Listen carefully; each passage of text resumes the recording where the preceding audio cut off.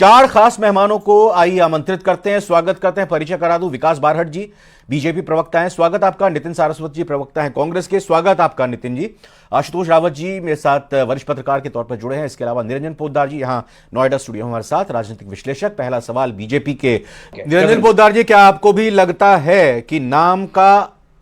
ये कहें कि नाम तय हो चुका है, बस अब विधायकों के साथ बैठक करके ये मैसेज देना है आला कमान का कि हाँ ये नाम तय किया है और आप सबको इनको सहयोग करना है?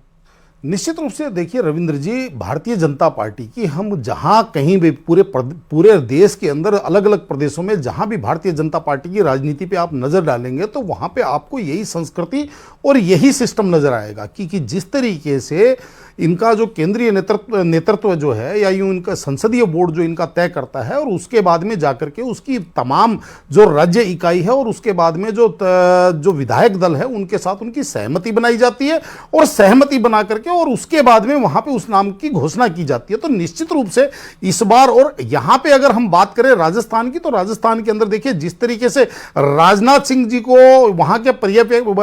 ऑब्जर्वर की जो कमान जीत दी गई है, राजनाथ सिंह पूर्व राष्ट्रीय अध्यक्ष भी और बहुत अनुभवी नेता है और मेरे हिसाब से राजनाथ सिंह जी जिस तरीके से लोगों के साथ कनेक्ट हैं, यानी कि चुने हुए विधायकों के साथ सभी लोग उनका पूर्ण रूप से सम्मान करते हैं और निश्चित रूप से मैं आशुतोष जी की इस बात से 100% सहमत हूं कि भारतीय जनता पार्टी में ये जो उहापोह की स्थिति नहीं है, ये भारतीय जनता पार्टी में कहीं ना कहीं ये भी इनकी भी इसमें भी कोई रणनीतिक इनकी समझ लीजिए कोई मैं चीजें समझना चाह रहा हूं निरंजन जी आपसे कि चेहरा रिपीट नहीं करना,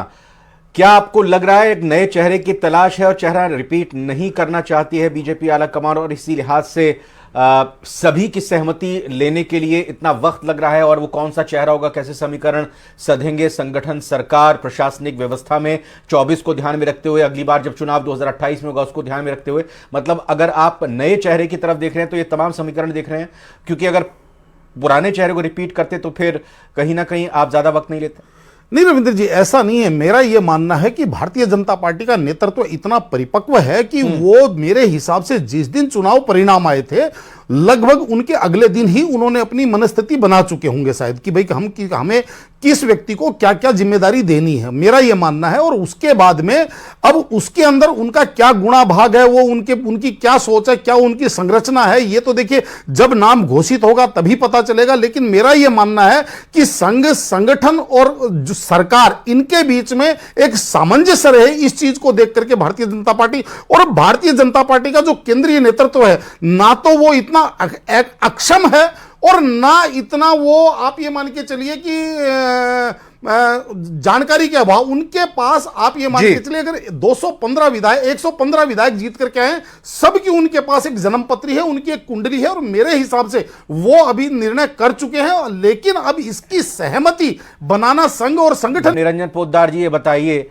क्या लग रहा है कि भले ही वक्त यहां पर लगता हुआ दिखाई दे रहा है और बीजेपी ये कह रही है कि कांग्रेस में भी तो इतना समय लगा था, लेकिन पूरा ये प्रक्रिया बिल्कुल स्मूथली हो जाएगी अगर हम सिर्फ राजस्थान की बात करें तो? निश्चित रूप से देखिए रविंद्र जी, मुझे ऐसा लगता है कि भारतीय जनता पार्टी के लिए ये कोई बहुत बड़ी चुनौती नहीं है। हालांकि ये जिस तरीके से विलंब हो रहा है, ये भी मुझे ऐसा लग रहा है एक सोची समझी इनकी रणनीति है। और जैसे आपने देखा होगा कि जो केंद्र की, विशेषकर मैं नरेंद्र मोदी जी और केंद्रीय नेतृत्व की बात करूं तो राजनीति के अंदर इनका जो सिस्टम है कि सामने वाले को अपने पिच पे खिलाना शुरू कर देते हैं। और कहीं ना कहीं अब जैसे विलंब,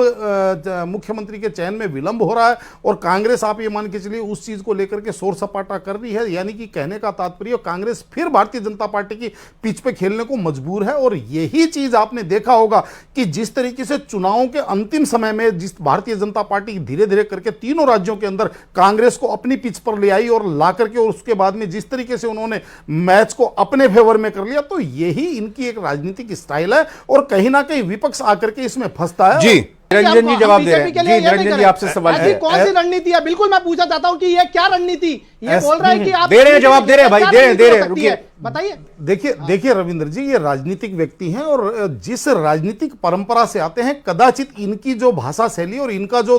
बात करने का जो अंदाज है वो उसी परंपरा को निर्वहन कर रहा है। बाकी जो जिस तरीके से पूछ रहे हैं, मैं आपको बताना चाहता हूं कि ये जो पूर्व में सारी चीजों के कील कांटे दूर करके अगर एक देर आयत दुरुस्त आयत वाला काम करना ज्यादा ठीक है, रविंद्र जी 10 सेकंड, ज्यादा ठीक है, या आप मुझे एक बात बताइए, मानेसर और 25 सितंबर 2022 वाला जो प्रकरण हुआ कि जो वर्तमान राष्ट्रीय अध्यक्ष हैं उनको भी वहां पे धत्ता बता दिया गया और उनकी मीटिंग में केवल 11 विधायक आए और दूसरी तरफ 92 विधायक मीटिंग करते हैं। तो कहने का तात्पर्य वो संस्कृति आप ज्यादा पसंद करते हैं, लोकतांत्रिक मानते हैं, या इस संस्कृति को आप ज्यादा लोकतांत्रिक और देश की और जनता के लास्ट कमेंट जल्दी से में 16 तारीख से मलमास की शुरुआत होने वाली है, तो ये मान ले कि सब कुछ 16 तारीख से पहले निपट जाएगा। आप चारों मेहमानों का बहुत बहुत धन्यवाद।